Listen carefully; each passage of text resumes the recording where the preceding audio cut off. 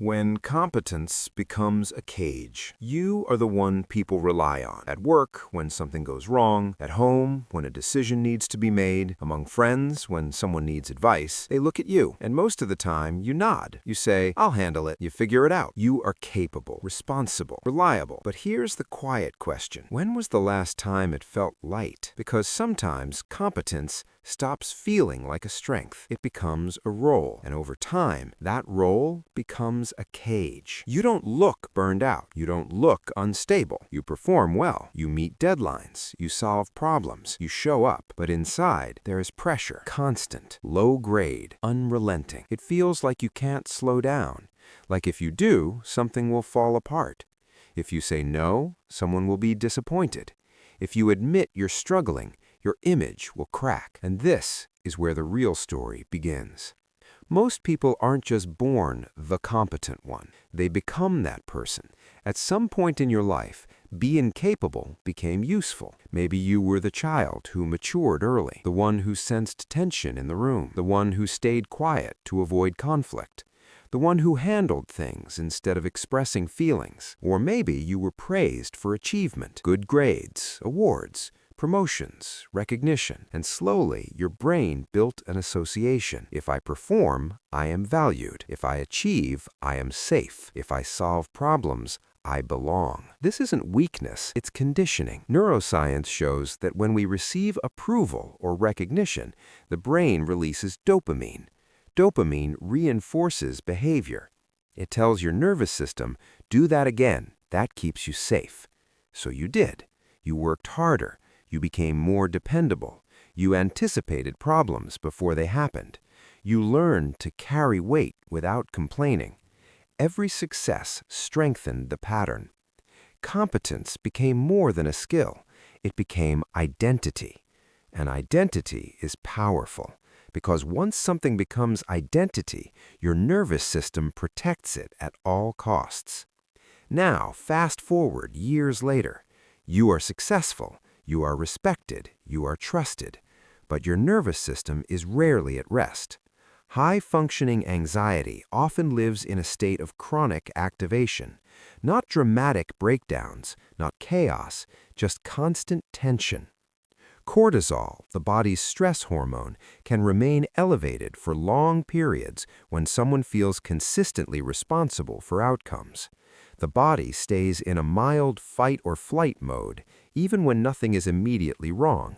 And because you are still performing, no one notices, maybe not even you. You tell yourself, I'm just tired. But this isn't only physical fatigue, it's identity fatigue. It's the exhaustion of always being the strong one, of always being the solution, of always being composed. You've become the capable one. And the dangerous part about that identity is this. You forget how to exist outside of it.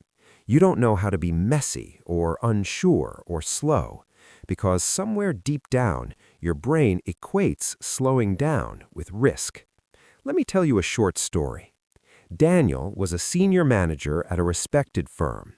Crisis? He handled it. Missed targets? He fixed them. Team conflict? He mediated calmly. He was the dependable one. People admired him.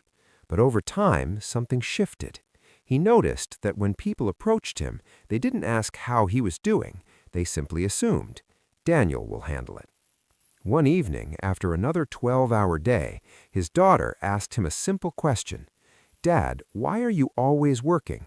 It wasn't accusatory, it was curious, but it landed heavily, because for the first time, he realized something. He wasn't just working hard, he was trapped in a role.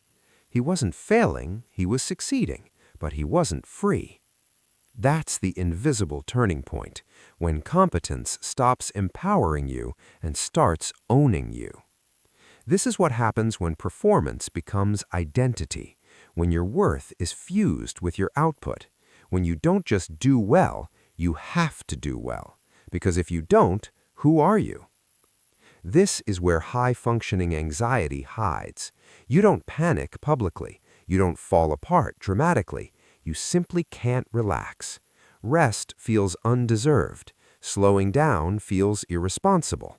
Asking for help feels dangerous because your nervous system learned something early.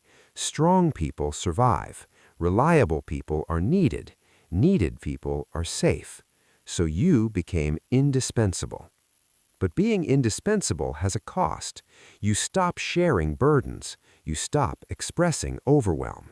You start believing that vulnerability would disappoint people. But here's the truth. The part of you that feels tired is not weak. It's human.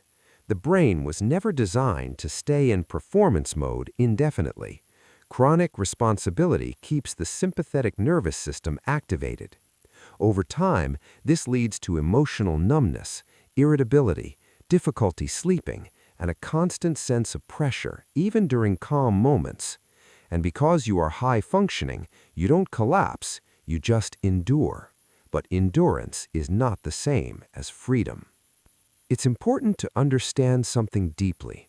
You did not choose this pattern out of ego. You adapted.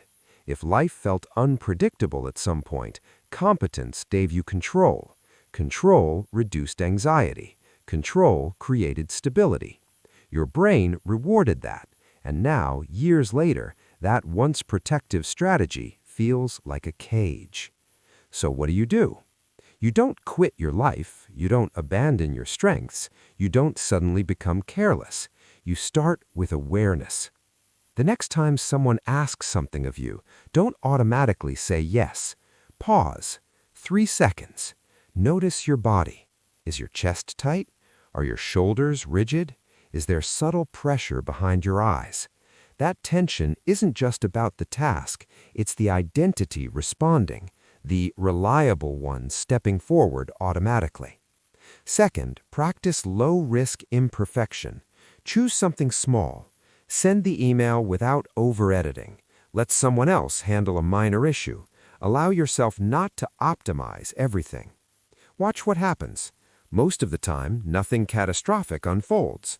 This gently teaches your nervous system that the world does not collapse when you are not hyper-competent. Third, separate worth from output deliberately. Ask yourself, if I achieve nothing today, am I still worthy of respect? Notice your immediate emotional reaction. If your stomach tightens, that's information. It means worth and performance are fused, and fusion creates cages. Fourth, redefine strength.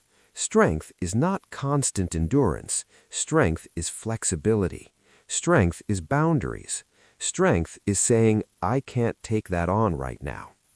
The first time you say no, your nervous system may spike. Anxiety might rise. You might feel guilt. That doesn't mean you're wrong. It means you're interrupting a long-standing pattern. Patterns resist change, but that discomfort is temporary. Living trapped in competence is not.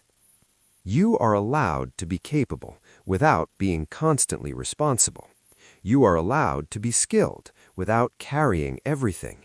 You are allowed to be respected without proving yourself every day.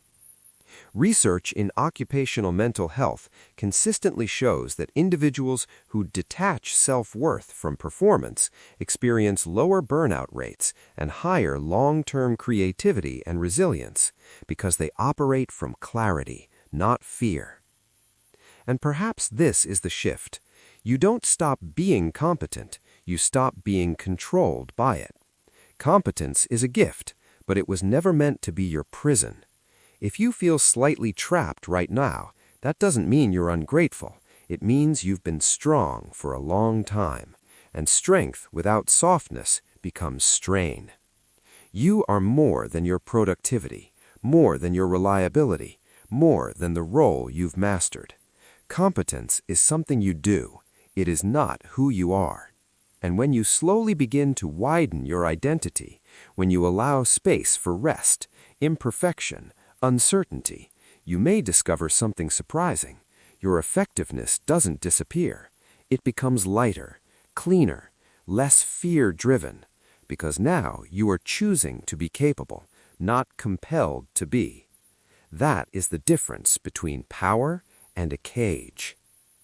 If this message resonates, remember that this video is not a substitute for professional mental health care. If you've been feeling chronically overwhelmed, persistently exhausted, or emotionally numb, speaking with a qualified mental health professional can be a powerful and responsible step. You do not have to carry everything alone. Being competent is admirable, but being free is essential.